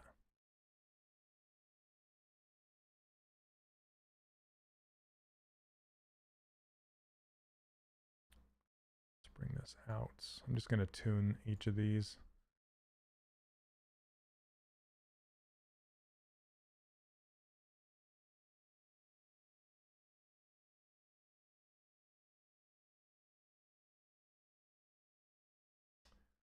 HC, I don't know if I'd recommend that. I would still just push through that being your first one. Here, I'm going to hide these. It's a really good taste before, because stylized anatomy is like kind of a next level thing.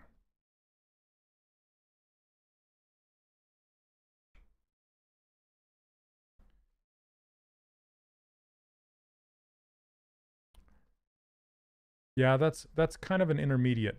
Doing a human block out, it's kind of intermediate. Yeah, I'd do the head first.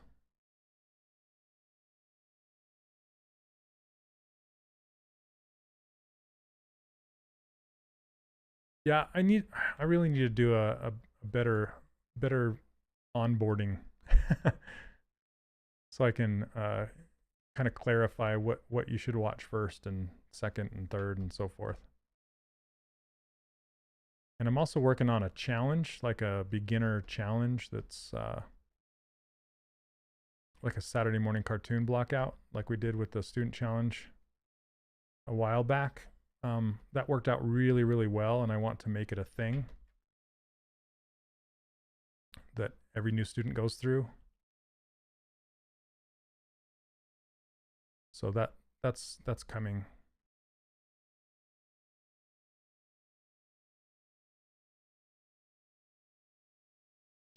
Is it better to learn realistic or stylized as a beginner? I would say if you don't know either right now, I would say realistic, because stylized is basically realistic with broken rules. Not necessarily broken, just pushed rules. Hey, what's up, Chris? No worries. Because that's all stylized is taking reality and exaggerating it and simplifying it. But knowing what to exaggerate and simplify is also a skill.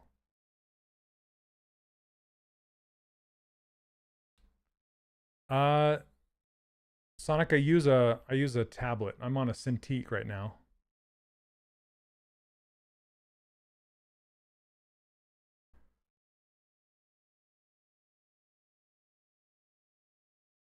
Oh, thanks, Neil. Yeah, that was fun.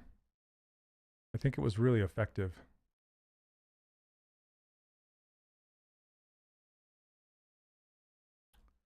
Make some of these a little longer.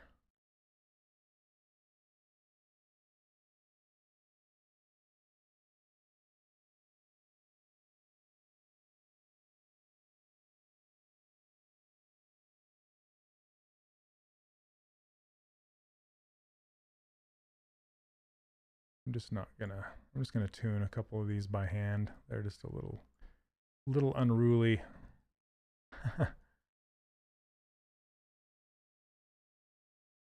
Look like little stringies.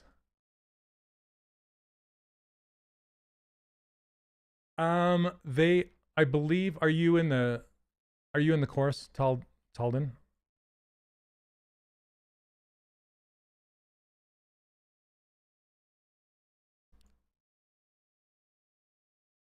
You are. So I would go into the forum and then into the student challenges. I think they're there. You can check them out right there. If I'm remembering correctly.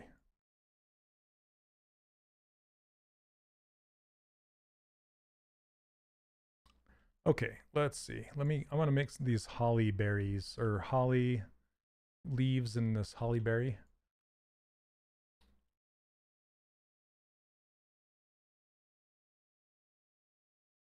started learning cartoon, then went into some realistic stylized sculpting. Now I'm learning stylized. I want to aim for a realistic stylized look for my character.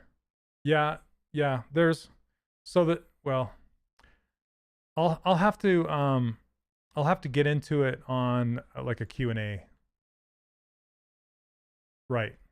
But you also need to learn how to walk before you can run, and Overwatch is like, I don't know, learning how to, like if you're learning how to play guitar, you need to learn how to play like Mary Had a Little Lamb first, kind of a thing, before you learn Jimi Hendrix. Not saying that Overwatch is Jimi Hendrix, but hopefully that makes sense. I would start simple and then work your way up to that, is what I'm trying to say. Okay. Let's make some of these leaves.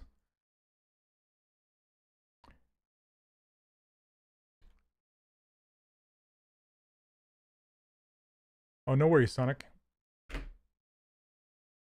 Yeah, back to your question, the about the Cintiq. You just need some sort of drawing tablet, something with some pressure sensitivity. That's all I recommend. Just don't use a mouse for sculpting. You can use it for certain things that you don't need pressure sensitivity for, but for sculpting, especially like lines like this, you will want something with some pressure sensitivity. Oh, hey, Marcus. Oh, I thought Neil, you posted the name Marcus. I just barely glanced and I thought Marcus was in here, but okay. I also picked up one of these 3D Connection space mouse. This is really cool for getting around. So like I can hold my pen in this hand and I'm moving around with my space mouse, and I can sculpt and move at the same time. It's almost like doing VR. Okay. So let's do these hollies. Holly. I keep saying that and they keep getting distracted. Okay.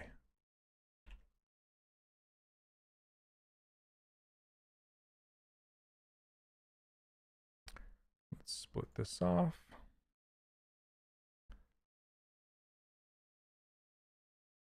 And I'm just giving myself kind of a plane to draw on. Yes, it's mirrored for some reason. Oh, you found them? Awesome. Okay, cool.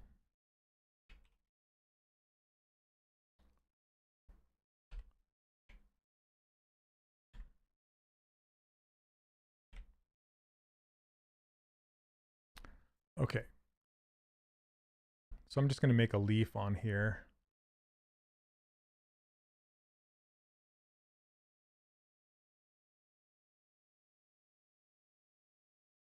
I'm trying to decide the best way to do this.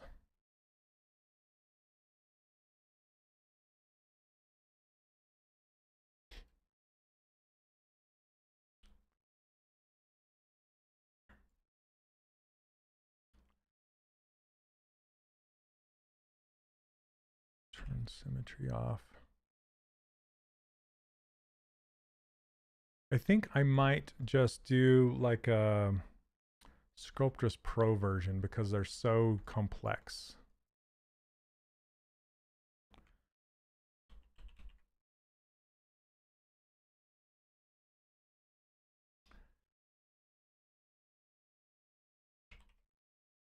Yeah, that's a good call. Take it slow.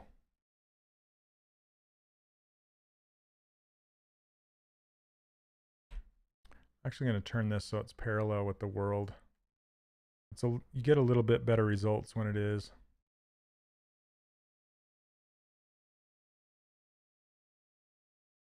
With Sculptress Pro, because it's kind of like it makes a grid, sort of a grid. Okay, let's see.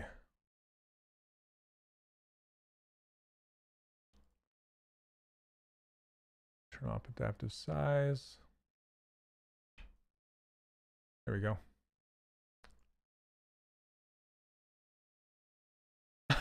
Are you serious, Chris? No way. That's awesome.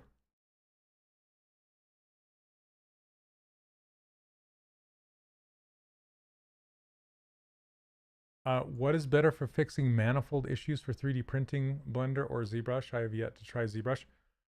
When 3D printing, what I usually do is I will decimate. So basically, you can go into this decimation master and decimate your model so it's very, very light in triangles. So your printer can read it because it'll make it a very small file. But sometimes that will create holes in non-manifold geometry. And what I will do then is I will do a weld points close holes, which you can find that under modify topology. And that will kind of clean it up. And then you'll send it over to your printing software. And then usually your printing software will have some sort of a cleanup algorithm that you can run. So like a, fix issues, and it will help you fix those issues as well. Hope that helps. Okay, I'm just gonna delete the edges of this. I'm just trying to get a clean surface to start with here. Oh goodness, that didn't do it. Okay, undo that. Maybe I will give it some thickness. Okay. I'm going to turn my Z intensity way down. I just basically want to triangulate this, get it ready for sculpting on. There we go.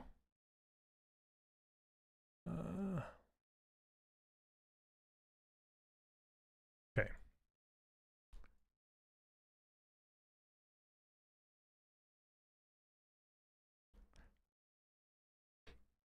If I was smart, I could do this down at 0, 0 and use mirroring and everything, but whatever. I'm just going to go for it.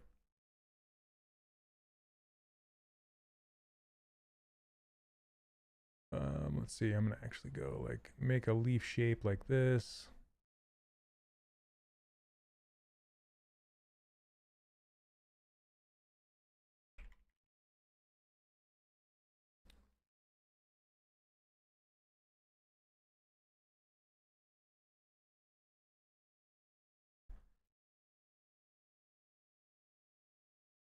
Have I seen the cool works of Ryan Love? I have not. Makes cool helmets. Nice.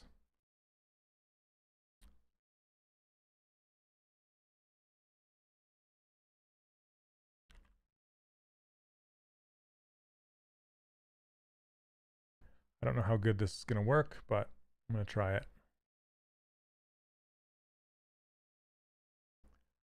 What am I working on? The leaf. See these holly leaves right here?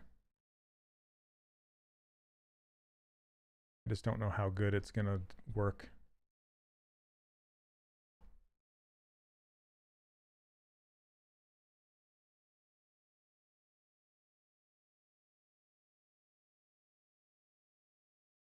Something like that, I guess. And then I'll do, let me fix this a little bit.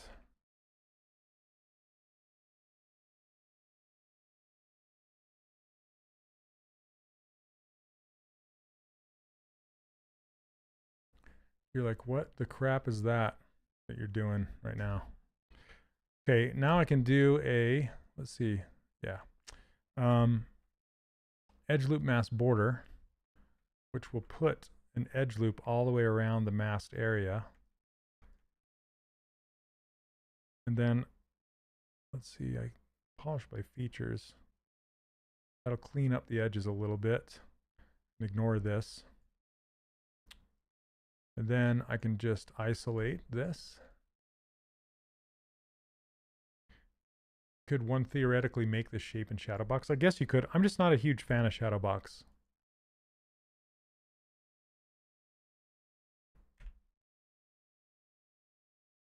I don't know why.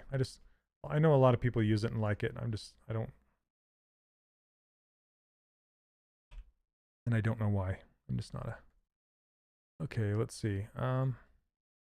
Like, there's so many different ways of making things inside of ZBrush, which is great. That's what's great about it, is you can just find what you like to do and do it that way.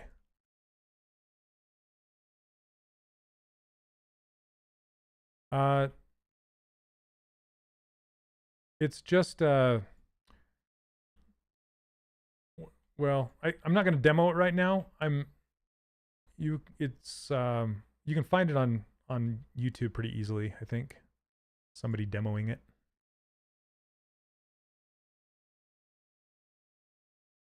Where can you find the edge loop mask border? It's under masking. Let's see. I'll tell you really quick. It is it's under geometry edge loop mask border. So tool geometry edge loop mask border. So right here. Right there. That's where you get it.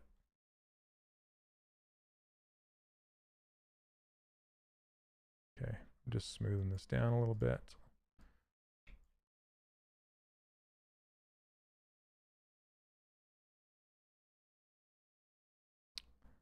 Okay. Sorry, I don't have time to demo that right now.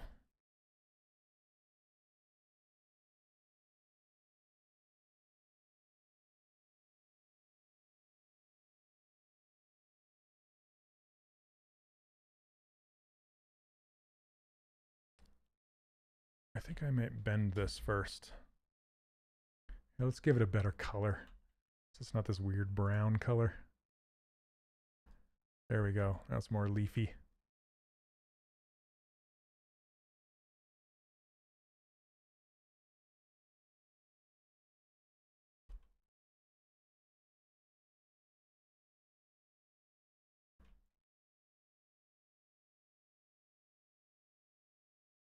Okay. I just want to bend this, and somebody was asking if I ever use the transpose tool. And this is when I do, is when I want to bend something specific like this. I'll just switch over to the transpose line, drag it down the length of what I want to bend, like this. And then I'll kind of drag it out past the thing, because it works like a bell curve, not a... It doesn't go through here and then through there. It works like a bell, so it comes straight through this one and then bells out. So if you have move selected with your transpose tool, and you hold down Alt and click on this white circle and drag it, it will actually bend it. Like that. So I'm just kind of adding a little interest is all I'm looking for.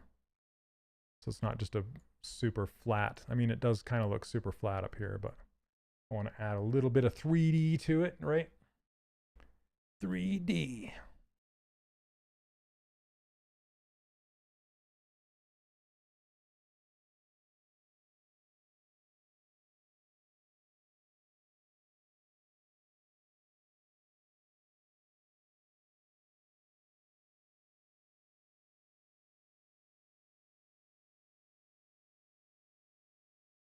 Yeah, something like that.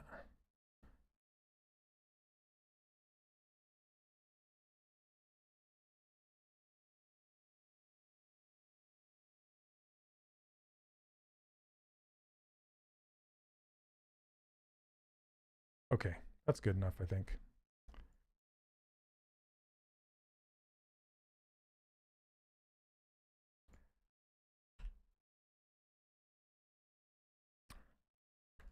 All right, let's make this a little bit bigger.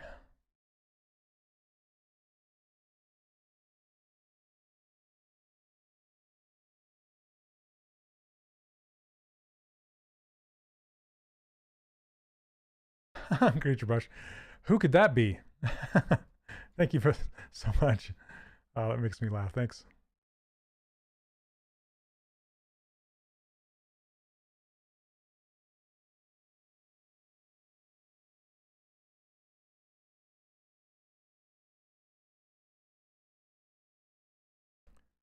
Holly leaves.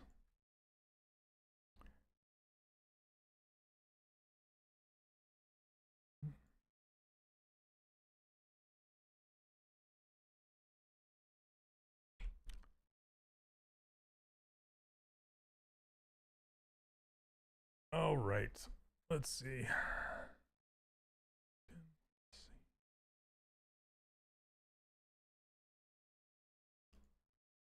Let's get that berry on there. Why is this flat? What in the world? That's weird. It's like totally flat. Oh, what was it that did that? Oh, I found it once. I can't remember what makes it flat. What makes it do that? I'm gonna save it though. If ever anything weird happens like that, just save it. So I'm gonna select a different subtool and see if it. Yeah, it's doing it on that one too. So weird. Well, I'm just gonna append a sphere instead.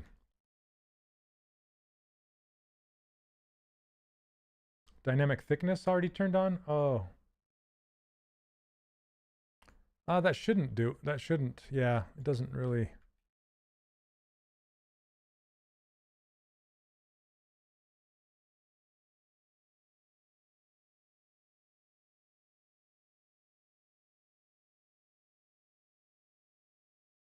Yeah, I don't know.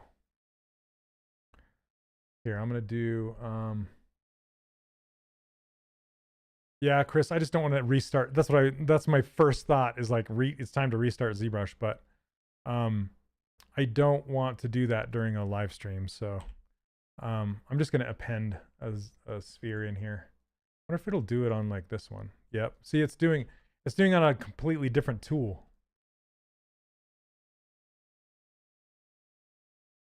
It's just it's doing it on every single tool.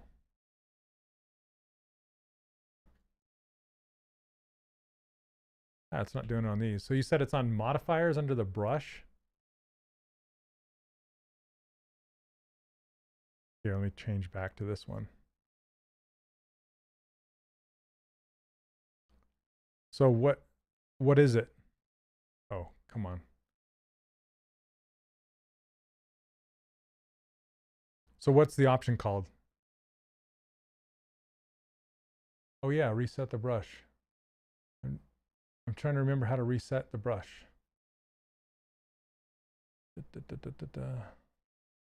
There's load. Strength modifier. This thing? I think it's supposed to be that. I don't know. I don't know what I changed. Right at the bottom of the brush menu is reset. Okay. Reset current brush. Let's try that. Yeah. Thank you. All right. Done, done, done, done. Thanks, party people. There we go.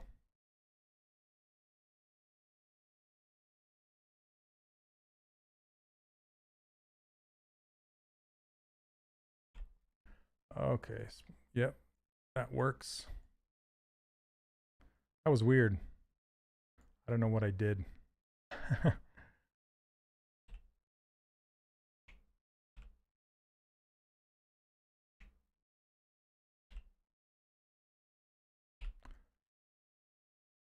Thanks everybody for your help. Appreciate it. Hey Emmett. Draw and tap control. Did you?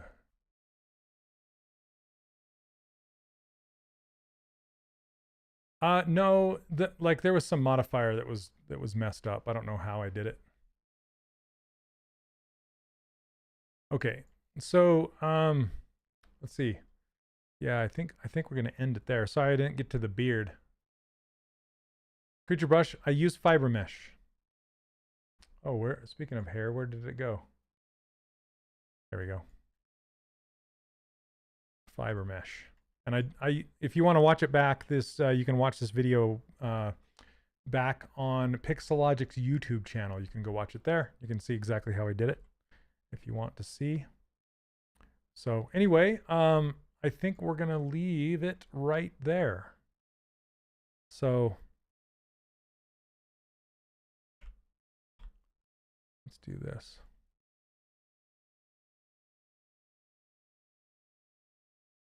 I'm just turning on, I kind of wish his eyes were a little closer. Those eyes are really close together. But hey, it works. It works. All right, everybody. Thanks so much for hanging out with me today. I appreciate it. And yeah, thanks everybody for your help. Have a wonderful, wonderful new year. Hopefully next year is going to be better, right? Fingers crossed. We can get out of this funk of a crazy year we got going on. If you like this user interface, these brushes, and my ruler file, I give them all away for free over on my website, 3dcharacterworkshop.com. It's right here. And yep, thank you, Neil. And thank you, Neil, for posting all those links for everyone. I appreciate it. And I will see you all. Let me see. I believe next week. Let's see where we're at. That's on the 4th. Yeah, I'll be streaming on the 4th. So, yep, thank you. Happy sculpting. We'll see you next Monday, everybody. Thanks. Take care. We'll see ya.